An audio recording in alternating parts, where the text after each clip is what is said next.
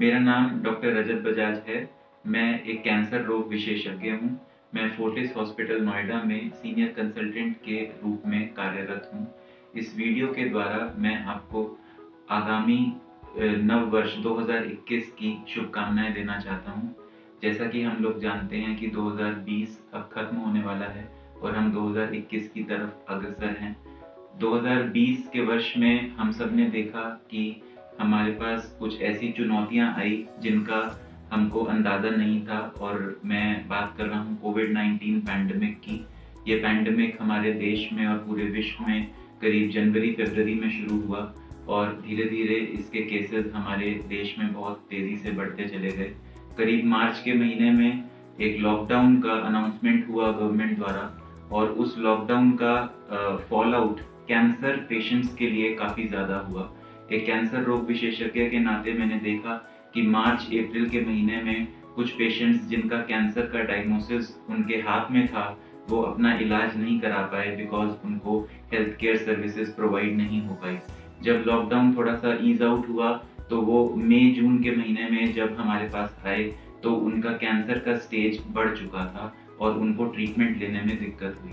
उस दौरान करीब जून के महीने में मैंने और मेरी टीम ने इस चीज़ को जाना, देखा, और हमने समझा कि कोविड-19 पैंडेमिक के दौरान भी हमको कैंसर का इलाज जारी रखना बहुत ज़रूरी है।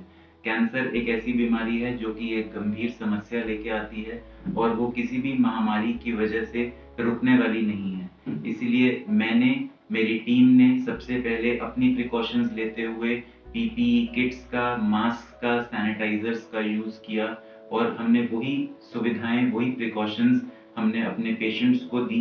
और उसके बाद हमने एक प्लान बनाया जिसके कार्यरत हमने अपने ट्रीटमेंट में कुछ चेंजेस करे। उन चेंजेस में कुछ ये चीज़ें थी कि अगर किसी पेशेंट की कीमोथेरेपी चल रही थी और केस टू केस वेरिएशन के हिसाब से उसको हम इम्यूनोथेरेपी में कन्वर्ट कर पाए या टारगेटेड थेरेपी में कन्वर्ट कर पाए या ओरल खाने वाली गोलियों के रूप में कन्वर्ट कर पाए, तो हमने वो चीज़ें अपने पेशेंट्स को दी।